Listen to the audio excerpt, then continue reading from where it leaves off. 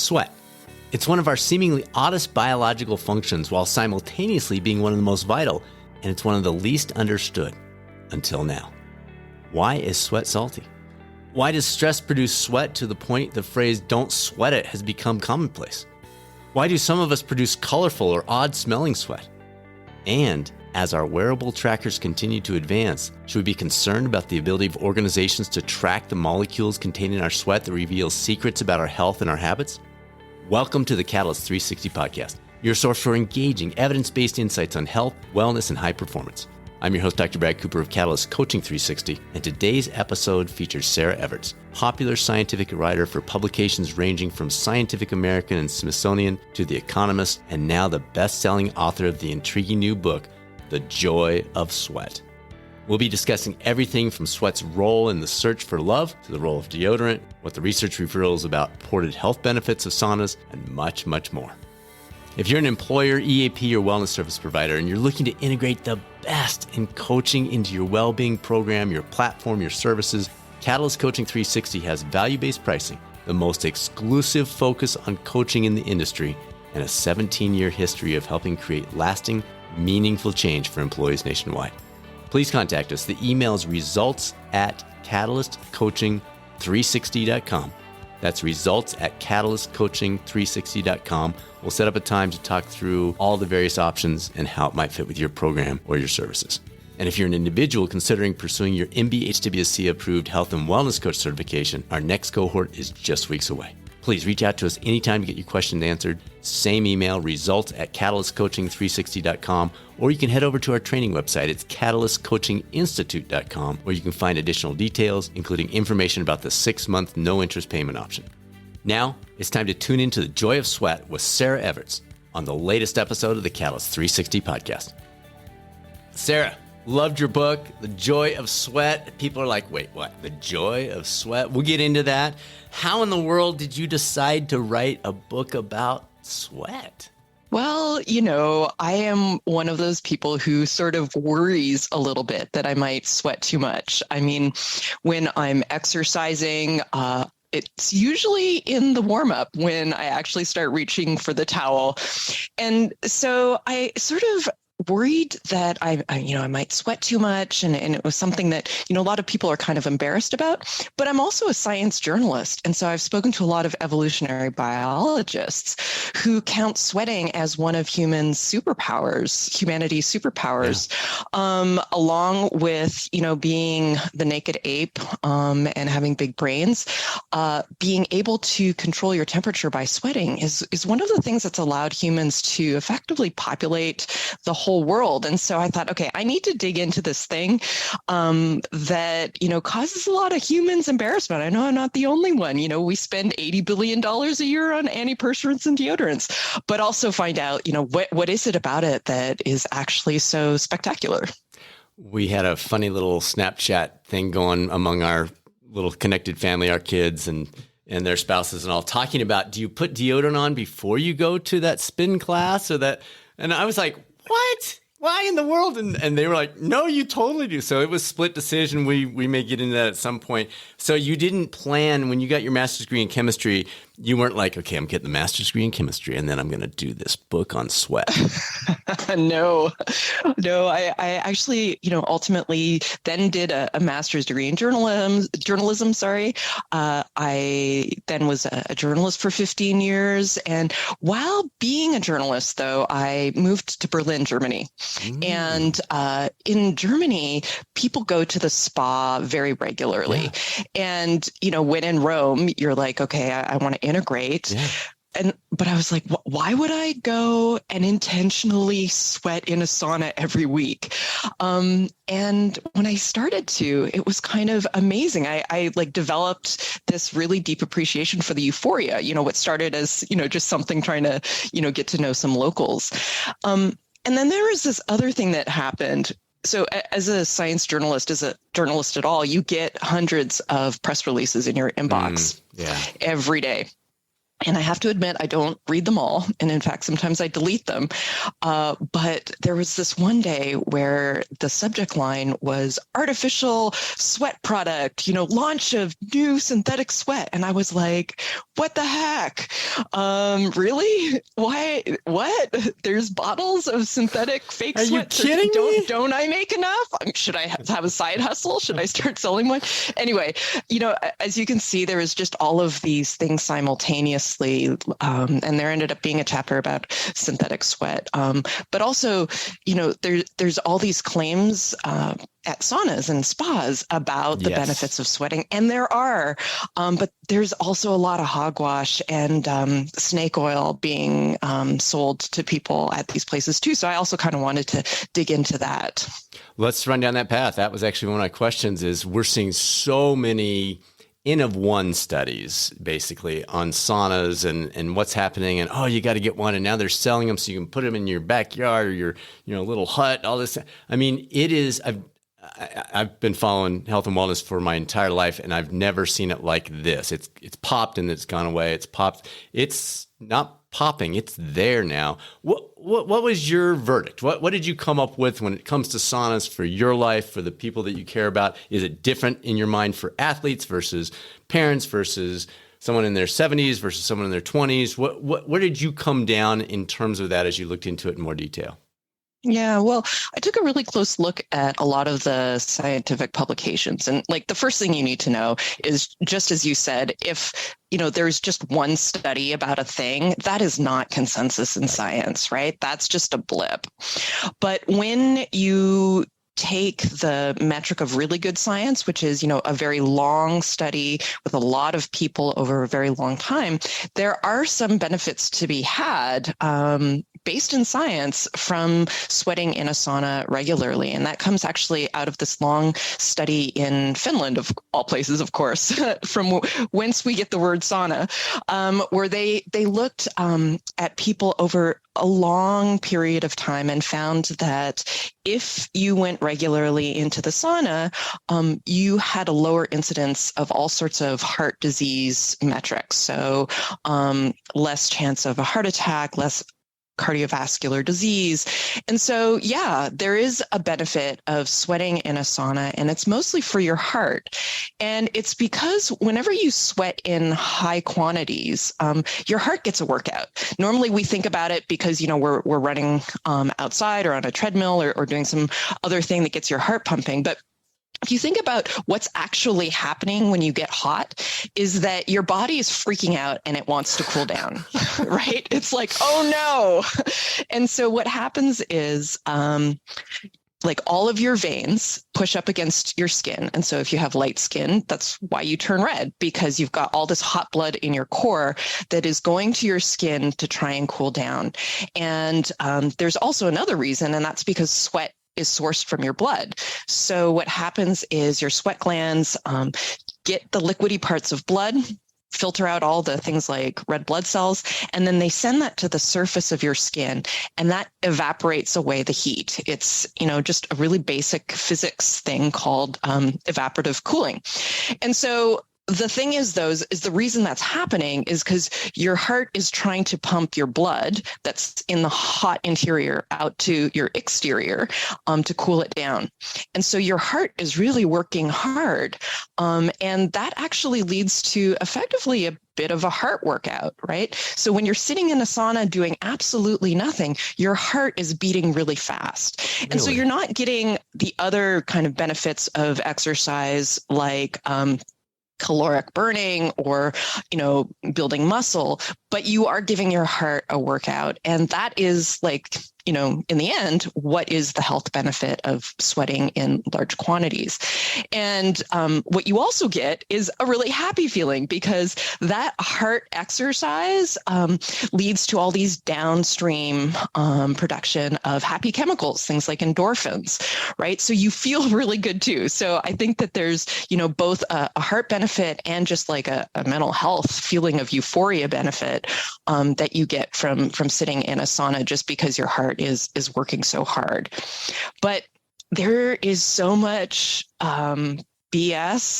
And one thing I just have to there is no detoxing happening. Yes, thank you when for you are saying in that. a sauna. It's like kills me. Get rid of the right? word, So, folks.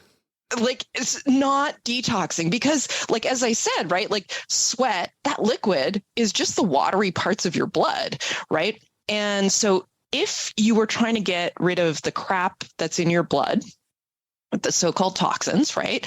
By sweating, you would have to get rid of all the liquidy parts in your blood. You would literally have to dehydrate yourself entirely. And then you would be dead. That is not recommended. a super healthy thing, right? So, typically what happens is your kidneys filter your blood and they filter out the crap and then send that out in pee. And so anything that is coming out in your sweat is just incidental. So all sorts of things do come out in your sweat, things like toxins, things like hormones and vitamins and glucose, stuff you need. And it's coming out just because it's being sourced from your blood. So anything circulating in your blood is going to come out. But if stuff comes out, it's incidental. It's just along for the ride. It's not the way that your body is purging that crap. All right. So you talk about sweat carries evidence, key word here, related to our health and our vices. Tell us a little bit about this, maybe some of the concerns, maybe where this could be in a few years. Those who are conspiracy theorists, you can fire them up here. Tell us all about what the role of sweat in all these trackers that are coming that we want and those that maybe we don't. Yeah, sure. Well, I think anyone who's had a hard night of drinking alcohol or a hard night of hummus knows that, like, you can smell stuff, right? When you sweat that you have eaten and it's circulating in your blood, right? So there's all sorts of evidence of the things that we consume in our blood. And so when we sweat, if it's there in your blood, it's also coming out. But what's really interesting is that chemists in particular are getting really good at measuring what's happening inside based on just measuring what's happening in that sweat. So, for example, I went to get my fingerprints tested by a forensic chemist. So a fingerprint is just inked in sweat, right? It's the picture of your finger, and the liquidy thing is your sweat. And based on one fingerprint, the forensic chemist analyzed the chemistry in that little bit of sweat I had left behind and figured out that I had had a morning coffee. There's like caffeine metabolites coming out in my sweat. And then the thing is, though, is had I spiked that coffee with a little bit of like bourbon, which is something I do enjoy doing on occasion, not for breakfast, that also would have come out. And so, for example, they've done really interesting proof of principle cases where this forensic chemist in particular had taken, in collaboration with law enforcement, a print that had been left on a window by a stalker. And just from that one fingerprint, they could tell that the man who had left it had been drinking alcohol and also doing cocaine. Wow. And just from one fingerprint. And if you think about the amount of fingerprints we leave behind on a daily basis in our cubicles, at work, at the gym, sure. I mean, like, forget about the sweat that's flying off your body when you're on your spin bike, right? We are leaving so much chemical evidence of our body behind. And so, yeah, definitely the chemical vices, the pharmaceutical drugs that we're taking, like antidepressants, will come out, as well as, illegal drugs, as well as other biomarkers of disease. So, for example, some cancer markers come out in your sweat, as well as like health markers and markers about like your current state. So here's where some of the plus sides come. So I know that already people are using sweat patches. So not even just a fingerprint, but like imagine like a Band-Aid type electronic patch. Yeah.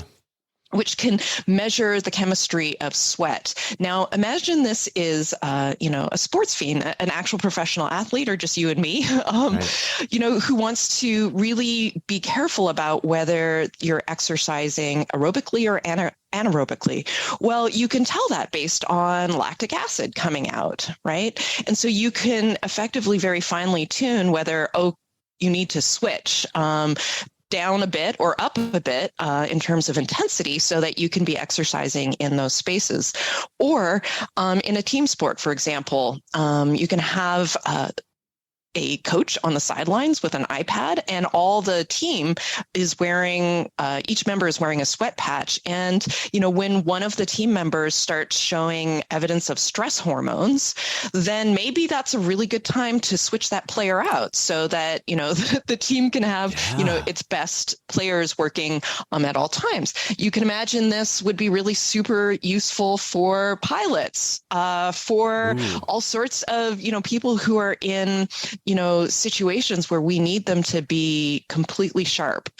You could also imagine that this could be used horrifically in surveillance, right?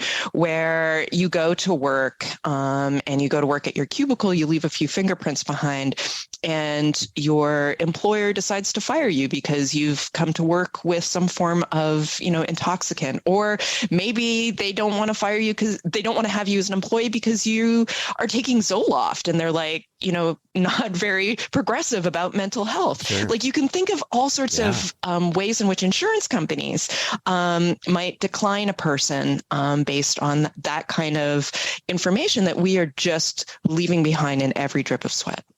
Yeah, it's interesting. So we live in the health and wellness world. We provide coaching for employees across country, and wellness has been used for the wrong thing in many cases. And as you're talking about, I'm thinking, wow, this opens potential trapdoors for companies that don't want to be ethical about it and look for we can track you had a donut and you said you don't eat donut. Like, we could go crazy with this stuff.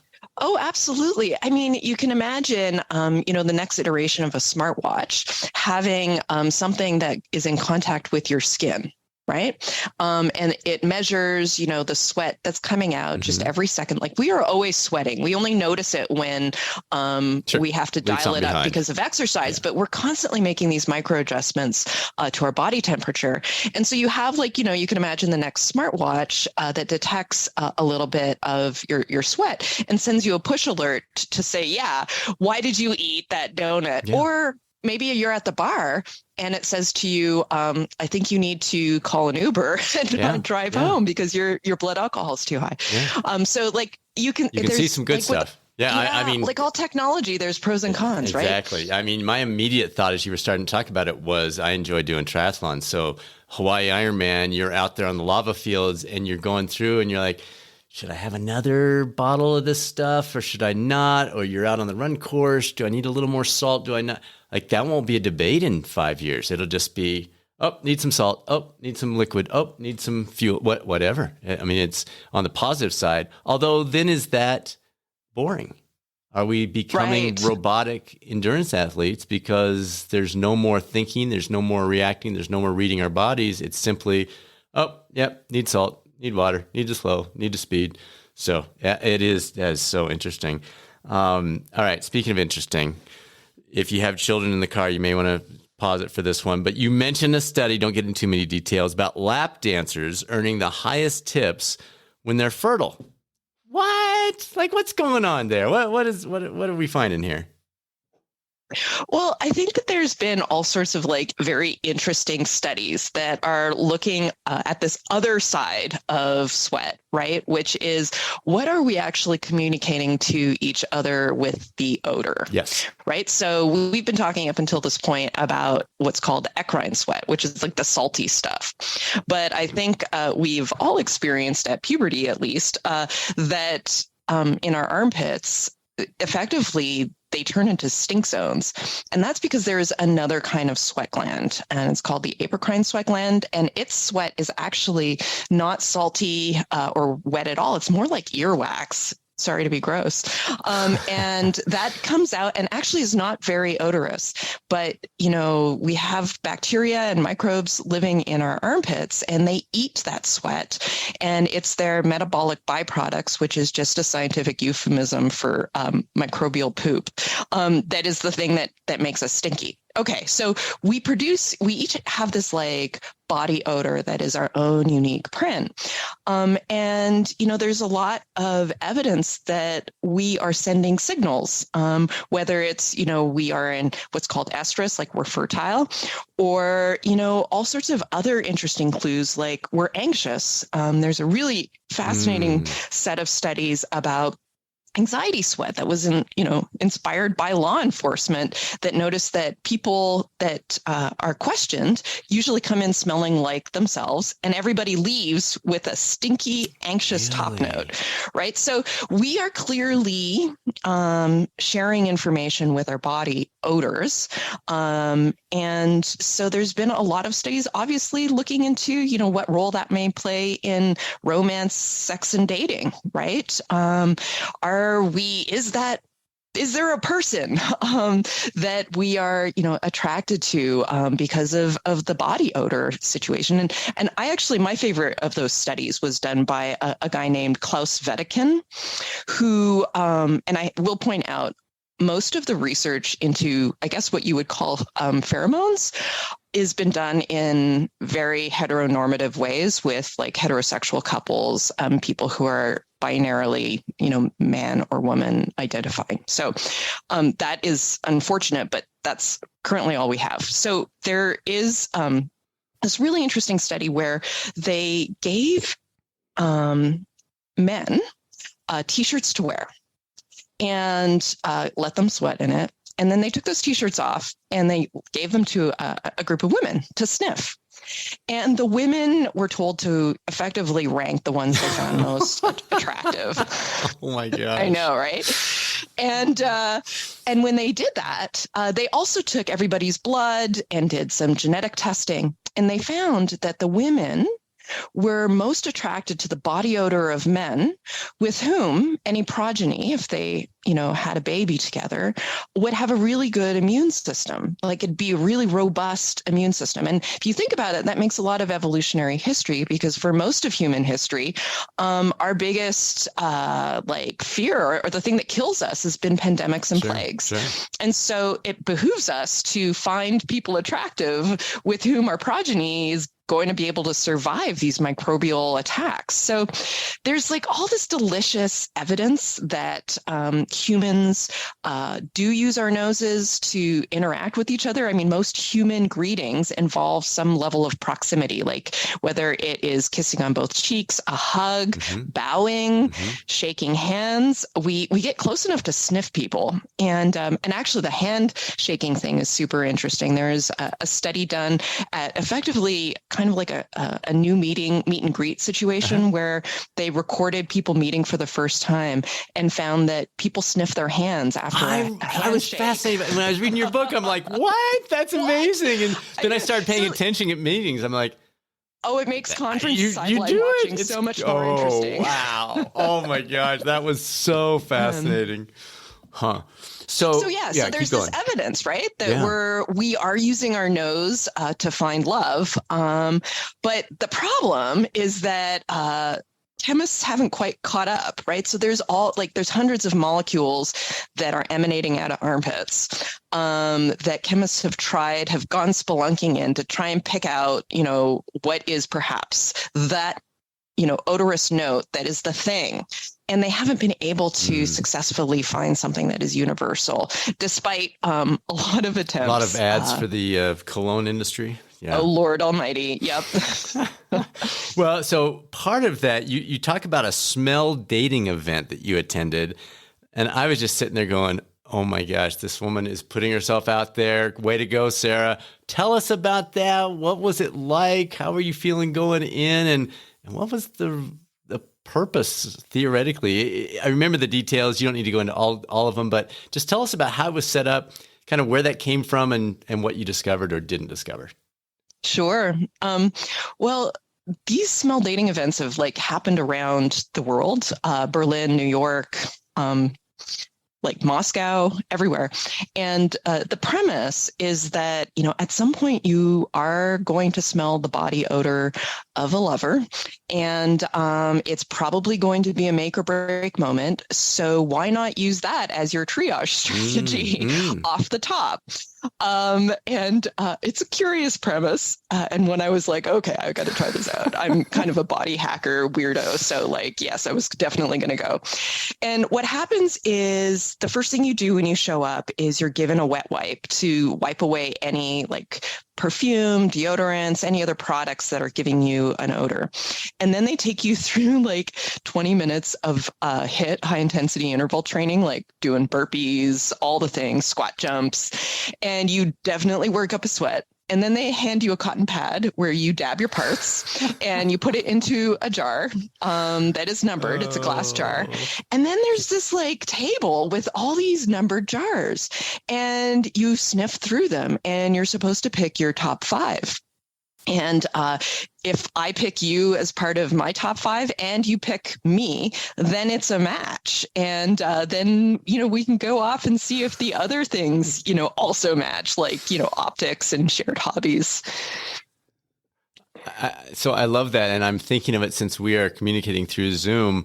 Have you touched base with the Zoom folks yet to say, I got this idea. You need to add a Zoom sniffer. You'll just take the industry. Yeah, exactly. When you're on a Zoom call, make sure that you got your sniffer turned on, not just your video screen. Right. So what did you find from that? Was it weird? I mean, obviously it was a little bit weird for you, but... Yeah, it was totally surreal, right? I am pro sweat. I am, I love anything weird. And this really was a stretch for me. It was really fun in a way. You sniff through some and you're just like, that is the most appalling sweat I have ever smelled. Get away from me, Satan. And then there's some that I was just like, oh my God, yes. And you're like, where's that coming from? And then you have these other ones, which are just kind of familiar in this nice way. It's maybe it's reminiscent of an old friend you had or your mom, or, there was some that were just kind of nostalgic in this very lovely way. And I ended up having one jar that I sniffed and was like, hello. But I didn't match with that person. It broke my heart. But then I did match with some others, including this lovely person who I would put her more in the category of kind of pleasant odor. It's I smelt it and I was like, yeah, I would hang out with that person. Yeah. It was nice. Yeah. But, what was interesting was in this particular case, it was kind of a free for all. I'm straight, she's straight. We hung out for a while and she was lovely. But not best she was friends. Also gorgeous. To be honest, You're I was boom. I won smell dating because I'm I got the hottest woman at the smell dating event to find my BO attractive. So there is a way that I've kind of felt like I'd flexed, totally the smell dating event. But on the other hand, yeah, it wasn't a quote unquote success for me. Sure. In that, I have her contact information, but we haven't become a couple. Did you get to follow up on the one where you're like, oh man, that didn't match with you? Did you get to meet that person, that guy or that gal? No, because it's all otherwise it's anonymous. It's all numeric, and they didn't match with anybody. So maybe they just have extremely high standards, of which I did not meet. Or maybe they just I don't know, but they were number 15, and I think if I recall correctly, what the way it worked is when they yell out the matches at the end, you listen for your number and another number, and then you meet up with the person with your number. I didn't hear their number called for anybody, so at least I was there wasn't so many. It's not just me. It's not just me. But I also was really curious about whether that person would have been physically attractive to me too. Right. You know what I mean? Exactly. You never know, right? So yeah, unfortunately that remains unsolved. Number 15. All right. So humid versus dry climates. We're in Colorado. My wife grew up in Arkansas. Whenever I'm out there, I actually love running and just sweating. I just take a towel with me and enjoy that. But it's completely different. I mean, it's night and day. How does that element influence our perspiration and maybe hydration recommendations? Oh, so you mean like how does the outside environment Exactly. or how does our own weird So if unique I'm in a body humid, sweating? yeah, exactly. So if I'm in a humid setting like Arkansas, Alabama, Florida, et cetera, compared to a dry climate, Colorado, for example, how does that influence hydration choices? How does that influence the way that we sweat? I know when I'm doing some endurance events, I'll wear those cooling sleeves. Those don't work in a humid environment. They work great in a dry environment. So just some of those variables that might be interesting to folks that are living or traveling or vacationing in other than their home territory. Yeah, sure. Well, I think you have to go back to thinking about what the whole purpose of sweating is, right? And it is to cool you off. And so it requires water to evaporate off your hot skin. So if you're in a really dry environment, there's not a lot of water out in the air. And so there's a lot of space for those water molecules to fly right off your body, right? And so sweat evaporation happens a lot more easily in a dry climate, just because of the basics of the kind of like air chemistry, right? Yeah. Whereas if you're in a super humid place, it's actually really hard to get those water molecules up and off your skin because there's so many water molecules already in the air. Right. And so there's this kind of like pushback competition with with the air chemistry. And so depending on your situation, you might want to try to minimize that evaporation of sweat by effectively wearing clothing in a dry environment that kind of impedes that evaporation. So that covers your skin, that keeps, the sweat on there. And we're not talking like a plastic bag, sure. Right? You always want something breathable, but that's not like just your bare skin where the air will just whisk away that water vapor so quickly, because as soon as you whisk that away, your body's going to sweat some more, right? And effectively, if you're worried about hydration and carrying enough water, you want to kind of like only be sweating enough to keep you cool and not enough to just like flagrantly sweat away all your water that you're supposed to be carrying. And so that's kind of how you might want to dress in a dry environment if you are kind of thinking about hydration. Whereas if you're in a really humid environment, right, you want to give your body the best chance to get those water molecules up and off your skin. Right. And so you want to be wearing not a lot of clothing. You really don't want to physically impede that evaporation at all, because already that water on your skin is having problems. It's getting pushback from the water that's already in the atmosphere. So, you might want to, kind of think of clothing as more optional in a humid place, just really try and strip down. That being said, in terms of like hydration, like we have evolved over millions of years to like not die from dehydration. And so just always listening to your body when you're thirsty, and if you can drink at that point is, I know it's not what the sports drinks sales folks people will have you do. They want you to drink all the time because that's more product being passed. Yeah. Right. But like, and yes, it is important to stay hydrated, but like you just really need to listen to your body. And like if your body is saying, yes, thirsty now, then yes, drink. But if you're being passed a glass of water on a run or a race and you're not feeling it, don't drink it unless it's like an ultra marathon. You have like 30 miles before you'll get another drink. Well, and does it matter if your body is in a new situation? So again, living in Colorado, my body would be like, yeah, cool, we know what's going on here. But then if I go race in at the Hawaii Ironman, my body's like, whoa, what is this? Does it know how to adjust from what you've seen in the research? Does it automatically re-signal you so I can still trust that taste? Or is that a 6-month adaptation? Or what have you seen in terms of your trusting your body in a different puzzle? Yeah. I mean, I think it's on the order of weeks, not months. Okay. Like I know that for the Tokyo Olympics, right, which were Yeah. a super hot and humid place, there were a lot of people doing like trying to acclimatize early. But, there's this like cost benefit, right? Because if you're in a competition environment, right, you want to train in that environment so that your body can work optimally in it, right? Because when you do need to be sweating more, say in a humid environment or a really hot one, your blood plasma will increase. Like you will actually start just having more water in your body because your body realizes, crap, I need to do a lot more sweating.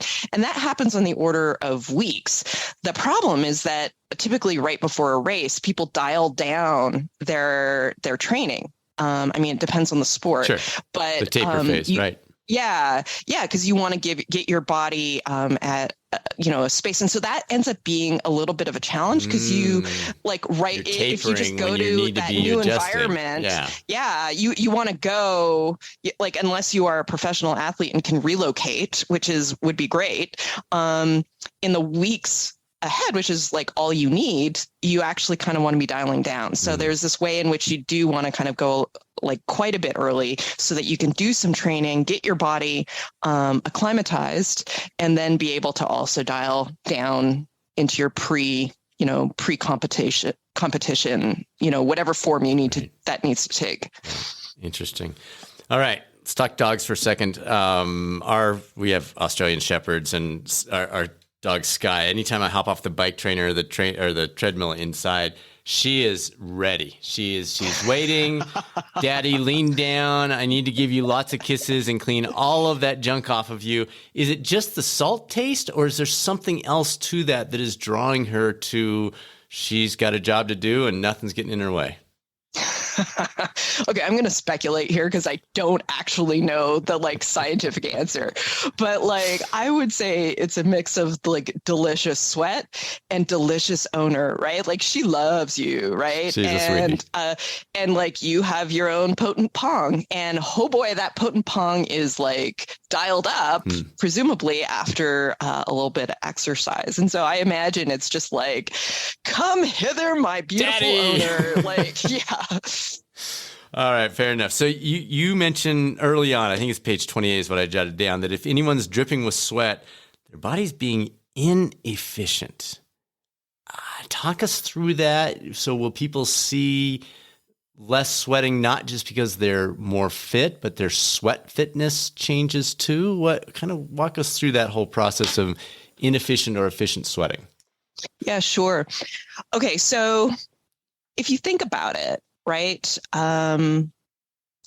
We talk about efficiency. It's what is your efficiency metric? And by inefficient, I mean inefficient with respect to hydration, right? Okay. Having to have a glass of water or a bottle of water nearby, because of course, the most important thing for your body is not to overheat.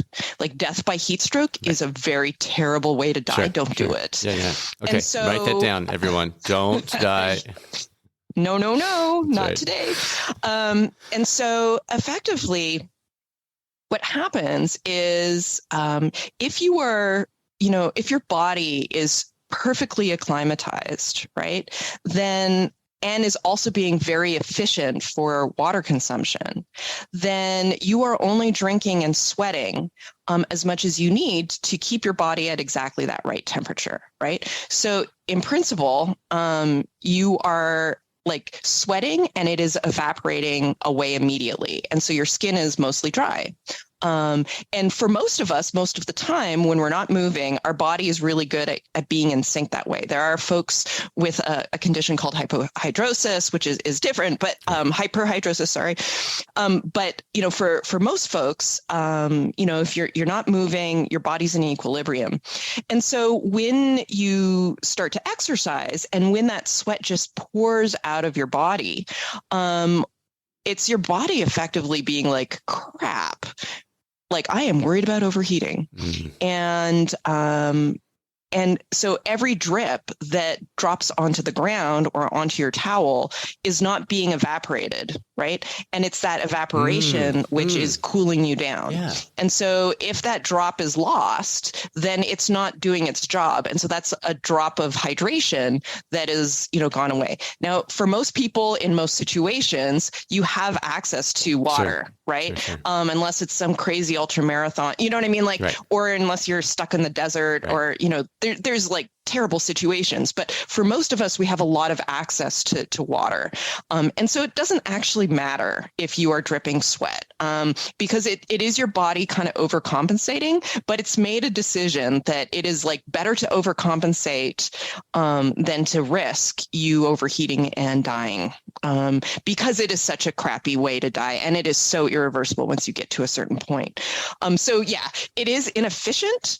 In the sense of if you value water. And, in the early days of human history, we did have to worry about that. And so there is some, your body does develop like efficiencies for a different environment. You spend enough time and your body kind of regulates its best for that environment so that you're not dripping all the time. But that's what I meant by inefficient. That makes sense. That makes sense. The wasted water. All right. So some folks that maybe don't sweat a lot when they're working out or going for a hike or whatever, they'll step up on stage or they'll meet somebody new and the underarms just like they're not sweating on their forehead. They're not sweating in their arms. It's just two spots that's just all over their shirt. Is that just a number of sweat glands? Is that any discoveries with that might be interesting or helpful to our listeners? Yeah, sure. So there's two things that trigger the opening of sweat glands. One is like temperature, right? Your body has temperature sensors. The other one is adrenaline, right? Stress. And if you think about it, it makes sense, right? If you are stressed and in evolutionary history, usually that meant, there was a predator very close by and you're going to need to run, right? It kind of makes sense to, anticipate that you're going to have to do a lot of exercise and start to sweat. So there is this other activation, and it's the annoying one for being human, right? Because, right, like, of course we want to, sweat to cool down because we don't want to die. But it is embarrassing to us when our body reveals that we're anxious when we're trying to be super cool, whether it's because we're delivering some keynote address or like chatting with our crush, right? Our body kind of like just lets that info out. But there's this other really interesting aspect of evolutionary history that dates back to where these sweat glands originated. So humans and some primates have these sweat glands all over our bodies, right? Humans are really good at using it to cool down because we're not hairy, right? We've got all this real estate off of which to evaporate. But most mammals actually have those sweat glands, the ones that produce the salty, wet stuff, but they only have them in two places on their paws, right? Their front and back paws. And that's because in mammalian evolutionary history, you would sometimes need a little bit of lubrication for grip. Right? You have, if your hands are too, or your paws are too dry, that's slippy, right? Like obviously too much sweat or too much liquid and it's also slippy. So there's like, you need a little bit of grip. And so most mammals have sweat glands on their paws and they use those to, climb trees or escape in a moment of duress. And so that's the evolutionary background for also why we have this kind of anxiety or stress trigger for opening the sweat glands, because most animals usually need to climb something to get away in a stressful situation. So yeah, it's this kind of like artifact of our evolutionary history, which is super annoying because it reveals our secrets, right? Let's jump back to endurance athletes. Anything that might surprise those who are runners, cyclists, triathletes, whatever, that are listening, that maybe they aren't aware of X? In any of those little tidbits you might want to share? We talked about clothing. We talked about clothing. Humidity levels. We talked about adaptation. Do you sweat differently, for example, when you're drinking straight water versus some electrolyte, or vice versa? Are there any little adjustments with color of clothing being worn? Does it matter if you spend time in the heat, in the afternoon heat, just sitting out there in the days leading up to the event when you are tapering, that might help on race day, even though you're not exercising in the heat? Are there any of those little things that you discovered along the way? So, we've talked a lot about a lot of weird and wonderful things about sweat. One of the things that I really love most is a study that looked at how long it takes for the water, the liquid, if you're rehydrating, to come out in your sweat glands, right? So, we rehydrate, and, there's this one scientist who used to sit a lot in the sauna. And before that, he's German. He would drink his favorite sauna beverage, which is a disgusting, and I can say this because I lived 10 years in Germany. I love Germans. This is one thing that's gross. It's wheat beer and Coca-Cola 50-50 split. I think you have to be Teutonic genetically to like that. Anyway, that's his favorite sauna drink. And he was drinking it, and he was like then sweating in the sauna and wondering how long it takes for, that water to pass through your system.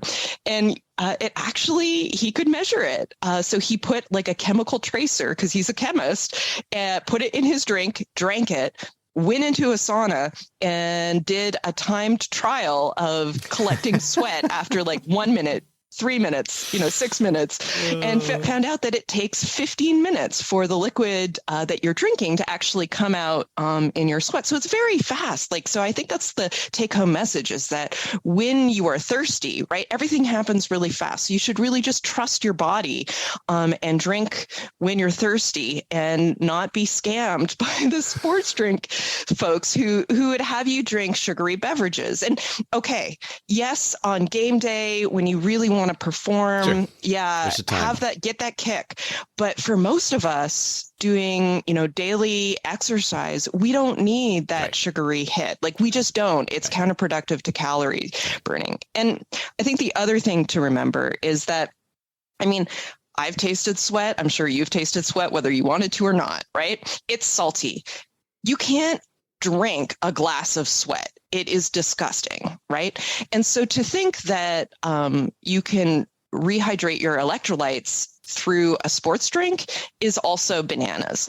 You have to eat your salt because it's so much just the amount of salt that you lose when you sweat in high quantities, you just can't get it back from drinks. They would be unpalatable. And so, a lot of sports drinks companies have electrolytes in them, and they have a ranging amount. And certainly if you're a really salty sweater, sure, drink as much as you can through your sports drinks, but quite honestly, you're gonna get your electrolytes back from those salt pills, or a really salty pile of potatoes afterwards. Delicious.